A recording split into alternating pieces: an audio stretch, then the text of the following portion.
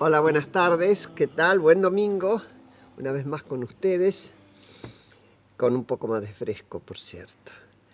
El título dice, y el anuncio, ¿por qué más allá de la coyuntura?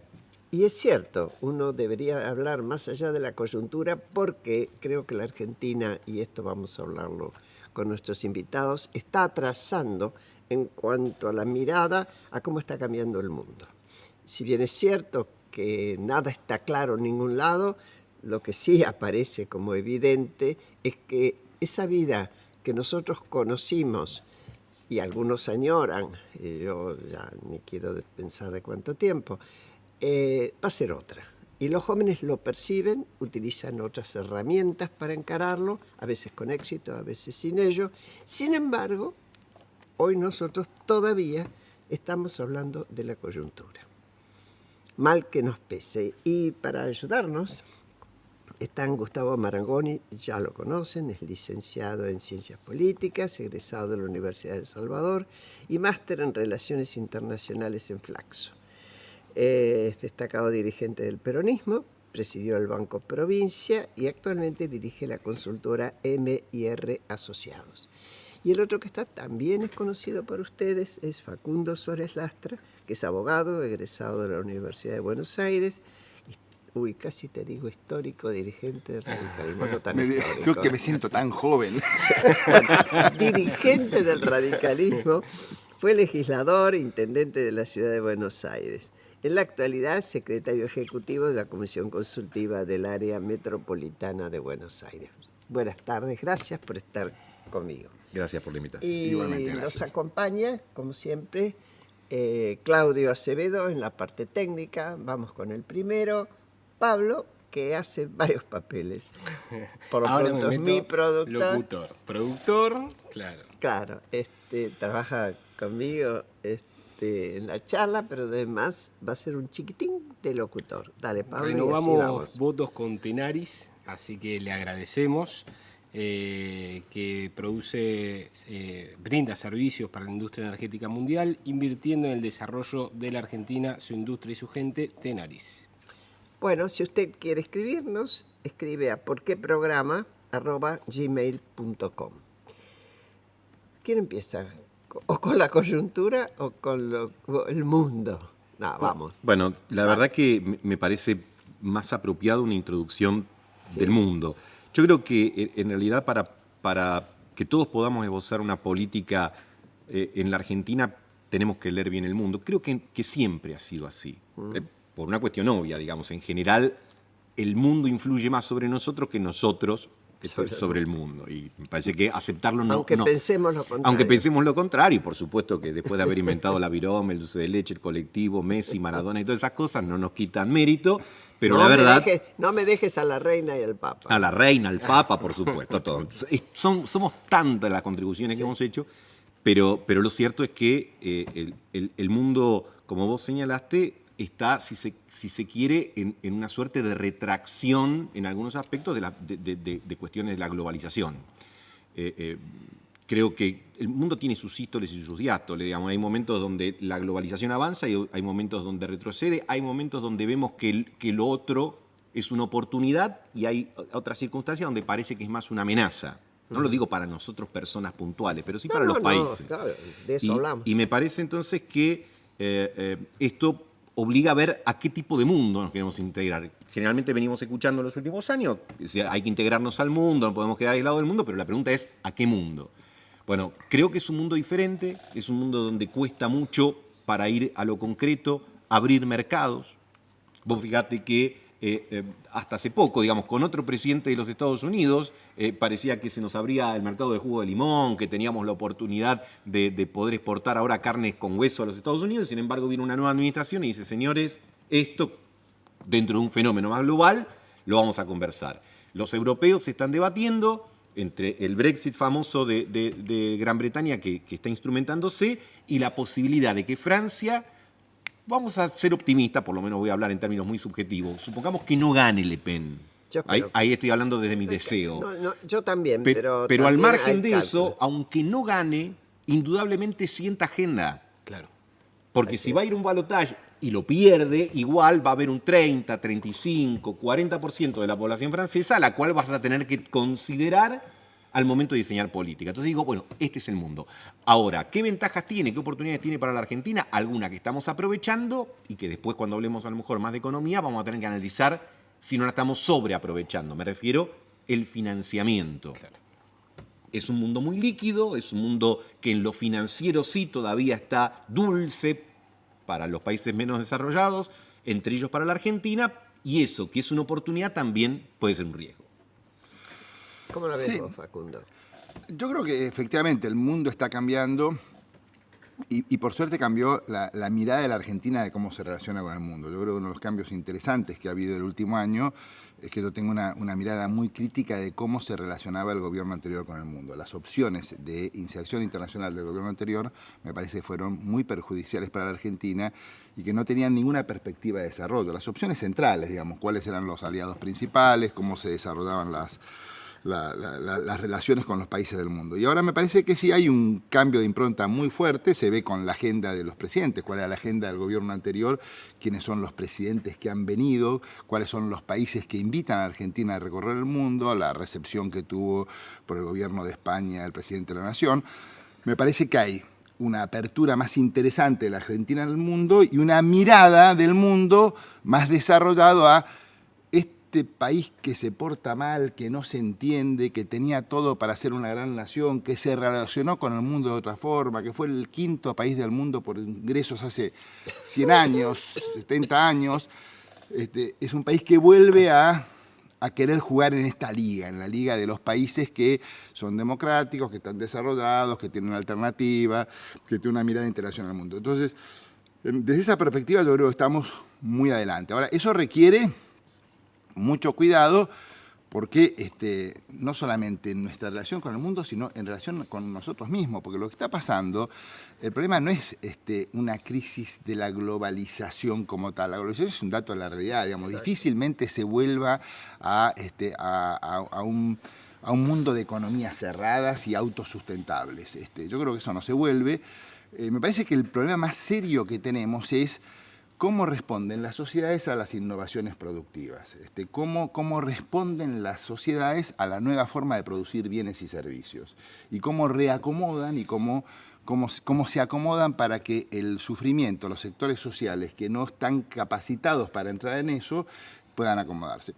Si vamos al ejemplo de Estados Unidos, uno mira la macroeconomía de Estados Unidos y no se explica cómo perdieron crecimiento, superaron la crisis del 2008, cómo perdió Obama, claro, y en nombre del trabajo y de la preservación del trabajo, en nombre del trabajo con las tasas de desempleo más bajas de los últimos años. Entonces, en nombre del trabajo, lo que pasa es que hay una renovación, hay una destrucción, lo que Schumpeter llamaba la destrucción creativa del capitalismo, hoy está esbozada en su máxima expresión.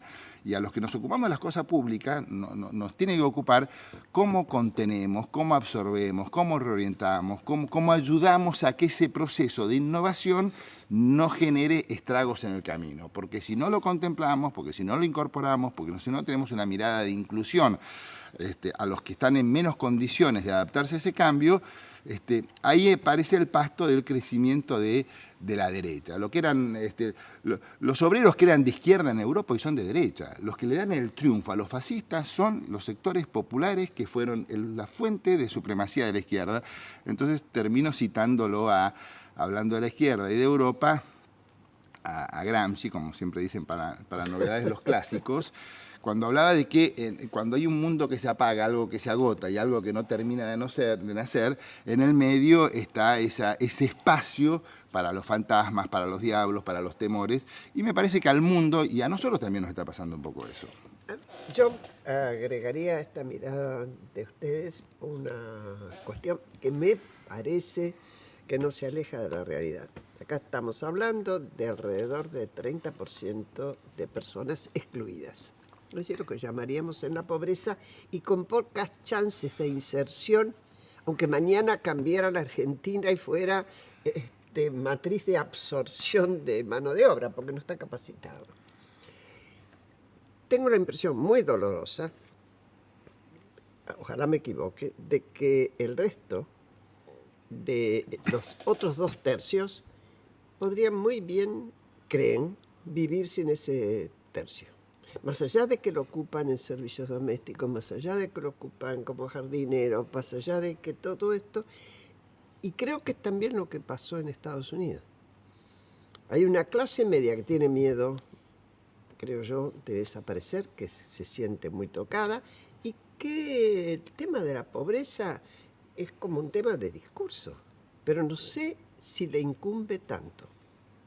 No estoy segura, dolorosamente, ¿eh? No sé qué opinan ustedes. Bueno, sí, yo tiendo a coincidir con lo que vos señalás. Algunos hablaron de ese cambio que se había dado entre lo que pasaba con los pobres o los desocupados en la época que Marx los conceptualizaba como ejército de reserva, y hoy no son necesarios como ejército de reserva desde el punto de vista, muchas cosas, es decir, por eso se los llama excluidos. Claro. Es decir, bueno, que estén o que no estén, para muchos, y por favor, quienes se escuchan, no estamos haciendo una apología de esto. Al contrario, pero lo destacamos como problema. Exacto. Digo, y además son puestos en el lugar de la amenaza. Cuando en la Argentina hablamos del conurbano y hablamos de los sectores excluidos, en general, desde muchos mensajes o desde muchos discursos, se los pone en el lugar del riesgo.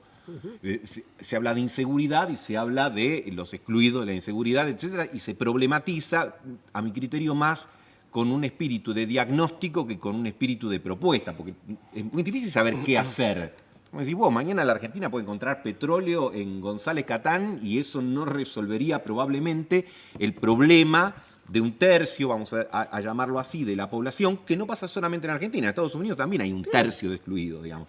Y no sabemos muy bien cómo abordarlos, como se dice siempre, porque en muchos casos son desocupados, hijos de desocupados, porque pasan muchos temas, pero también es cierto, y ahí retomo algo de lo que decía Facundo, que la dinámica y la vorágine de la globalización no solo amenaza ese sector, porque hay muchos que de repente podemos sentir que pero lo que hacíamos de una manera ahora ya no se hace más, lo que era importante ayer hoy es absolutamente subalterno. Entonces tenemos que, reentrenarnos para no caernos de la calecita, y eso es una amenaza. Y frente a la amenaza, y yo creo que esto nos lleva a un tema muy importante que tiene que ver con las democracias de audiencia y las personalidades protectoras, o la búsqueda de una personalidad protectora, vos buscás cierta certidumbre en aquel que te cuida. Claro. Y parece que las democracias representativas muchas veces son frías para eso. Entonces aparecen este tipo de liderazgo que dicen: yo me voy a ocupar de defenderte frente a la amenaza del otro, del nuevo, del pobre, del inmigrante, del de afuera, de la globalización. Déjamelo a mí. Que establece un mensaje que muchas veces es más empático, porque es más directo. Oíme, esto es típico de determinadas religiones. Por algo De todas. no todas. Hay religiones que son como más complejas, y entre ellas la católica, exigen más cosas. No puede compararse con aquella que te dice: quédate tranquilo, tenés problemas, Jesús te cuida. Sí. Y eso simplifica enormemente la relación. No es casualidad que tengamos un Francisco, y no es casualidad que las iglesias evangélicas, determinadas iglesias evangélicas... Ganarás el pan con el sudor de la frente, ganarás el pan con el sudor de la frente sigue siendo un buen mensaje desde hace más de 2000 años, ¿no? Sí, sigue. Pero, ojo, que a veces no es sudando la frente hoy como se gana. Sí, o podés sudar la frente y no ganar lo suficiente, que eso es lo que pasa. Sí, ¿Cuál creen que es el enfoque y el horizonte que está trazando este gobierno para revertir esta situación que vemos también a nivel mundial, a pocos días del discurso del presidente en la Asamblea, donde fijó algunos de estos lineamientos? Bueno, yo creo que en general el gobierno está bien inspirado y el rumbo general es correcto. Yo no tengo dificultades mejor dicho, más que no tengo dificultades, coincido con la aproximación general que a la economía le plantea el gobierno. Lo que decía Gustavo como una alerta, como una señal amarilla de la posibilidad del exceso de endeudamiento frente a a la perspectiva de futuro, de no volver a sobreendeudarnos y que eso genere una crisis futura, me parece que fue una opción difícil, no esperada para el supuesto colectivo de un gobierno como este, pero que fue la decisión de el camino del no ajuste. Había desajustes estructurales muy fuertes que había que superar, desequilibrios económicos muy fuertes que o se ajustaba o se financiaba. Ahora, si este financiamiento no se acompaña de un proceso de reformas en lo tributario, alientos a los sectores económicos, participación relativa del crédito en la producción que democratice el capitalismo. Gustavo ha sido presidente de un banco. Para mí uno de los síntomas de más atraso del capitalismo argentino es la falta de relación entre el sector productivo y el sector financiero, la poca capacidad de crédito. Eso hace que los que hacen negocios en Argentina son los que disponen de dinero. Y hay mucha gente, hay 120.000 millones de dólares manifestados de riqueza, producto del blanqueo. O sea que argentinos con capacidad de inversión hay. La pequeña y la mediana empresa, que es la que mayor genera el trabajo, requiere un crédito. O sea, hay muchos temas que este gobierno está encarando, que son complejos, que requieren tiempo. A mí me gustaría que fuéramos mejores, que fuéramos más eficaces y que resolviéramos todo más pronto. Creo que se está por el buen camino, nos está demorando un poco más, pero ya empezamos, digamos, ya aflojó la inflación, ya técnicamente no se puede decir que salimos de la recesión. Cualquier economista te dice que tiene que ser 2 trimestres consecutivos de crecimiento económico. Eso todavía no sucede, pero está clarísimo que ya rompimos la tendencia a no poder crecer y empezamos a crecer. Con el presupuesto nuevo y la decisión y los recursos como para encarar la obra pública, me parece que se va a complementar y sobre todo, no quiero extender mucho para no monopolizar la palabra, y me parece que lo clave, lo central, que no se resalta demasiado, que es la decisión de sacarle la pata al sector más productivo y dinámico y con mayor potencialidad de empleo de Argentina, que es el sector primario. El sector primario en la economía mundial, globalizada, internacional, tiene mucho para crecer en aumentar el empleo. La pesca podría duplicar, acabamos de leer, en 10.000 personas más si hubiera competitividad para terminar de elaborar el producto terminado. Y estamos hablando que si en la pesca hay 20.000 personas, estamos casi en lo mismo que en la industria automotriz. Entonces hay un potencial de trabajo y desarrollo en la apuesta a los sectores primarios y me parece que la gran diferencia estratégica de este gobierno y el anterior es que se liberó a los sectores primarios. Falta mucho apoyo, falta mucha concentración en el tema, pero me parece que es una clave para el desarrollo argentino que es nueva. Mira, yo creo que a los argentinos nos cuesta mucho romper en términos económicos, ¿no? Y después tiene su correlato político, el péndulo, que si me permiten simplificarlo, sería una economía más cerrada que se financia vía emisión sin respaldo y genera inflación, por una economía más abierta que se genera o se financia por endeudamiento y termina en default. Digamos que son los dos extremos. Sí, pero lo que pasa es que son el péndulo en el que vamos de un lado al otro y muchas veces vamos como novedad, ¿no? Y me parece, digamos, que hay algunos elementos que permiten señalar que estaríamos en la parte del péndulo del endeudamiento, digamos, de una apertura que carece, me parece a mí, de algunos elementos ordenadores. Particularmente, yo no comparto, aunque reconozco el presidente está en todo su derecho, de haber tupacamarizado las decisiones económicas. Yo creo que hoy la política económica la dicta el Banco Central. Y la política económica y hasta la política cambiaria, a mi criterio, a mi modo de ver, son prerrogativas del Ministerio de Economía. A mí me parece muy bien, y obviamente que hay un consenso respecto de la necesidad de la Argentina de bajar la inflación, no cabe duda, pero bajar la inflación supone la necesidad de cuidar a la vez lo que te explica el 80% de la economía, que es el consumo. Claro. Entonces, me parece a mí que si el gobierno este año, en el 2017, lograra que la inflación oscile en el 25%, aunque esto se aleje de la meta establecida en el presupuesto entre el 12 y el 17, igual estaría bien, porque estaría bajando del 40 al 25%. Y creo que esta idea de tratar de encapsular la paritaria alrededor del 18, del 19, no está bien ni siquiera para los objetivos globales de la economía, ni tampoco para lo del propio gobierno, que necesita, inclusive por una cuestión de performance electoral, que no se le debilite demasiado el tema del consumo. Entonces, creo que ahí hay que hacer como un puente entre el presente y el futuro que tiene que asumir estas complejidades. Ahí quiero volver muy cortito a un tema anterior. Yo coincido que la Argentina reputacionalmente hoy en el mundo está mejor que años atrás. Esto me parece que no se puede discutir. Pero sí creo que el gobierno estaba más preparado para el mundo anterior que para este, que lo agarró el cambio de paradigma. Entonces, digo, la primera reacción fue, bueno, vamos al Transpacífico, y el Transpacífico fue. Y la otra es, más cercano en el tiempo, el viaje a España. Y yo creo que hoy plantear el acuerdo Unión Europea-Mercosur es equivocado, lo digo francamente. Y además creo que sería equivocada la puerta de España como interlocución con la Unión Europea.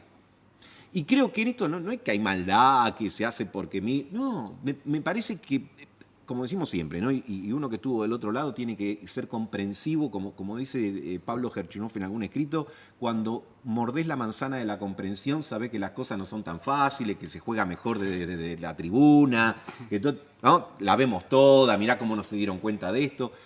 Digo, justamente uno de los desafíos que tiene la política y que a veces hace que las opiniones públicas sean demasiado crueles con los políticos. ¿Cómo no se dieron cuenta de esto? ¿Cómo no pudieron advertir lo otro? Y a lo mejor esa persona no pudo advertir un cambio en su vida cotidiana, pero tiene un nivel de exigencia con el político que prácticamente le demanda cosas sobrenaturales. Bueno, pero yo creo que ahí hay necesidad de leer bien el mundo para que, en todo caso, las oportunidades que está dando el mercado financiero, que pueden variar rápidamente, vos fíjate que hay un fenómeno muy coyuntural, es muy de domingo lo que estoy diciendo, pero esta semana hay elementos que dicen, che, miremoslo con atención, el dólar sube en el mundo, Y baja en la Argentina, y Brasil, por cuestiones económicas y políticas, se está devaluando, con lo cual la ventaja que nos había dado los últimos meses de mejorar el tipo de cambio real multilateral, es decir, el combinado con los países que nosotros tenemos más comercio, se pierde, y la relación peso-dólar, que yo no le echaría la culpa, digamos, todo este gobierno tiene 1 año y 2 meses de responsabilidad, hay una responsabilidad que es anterior, pero tenemos un dólar prácticamente equivalente al de la convertibilidad. Y eso es un riesgo en la Argentina. Seguimos enseguida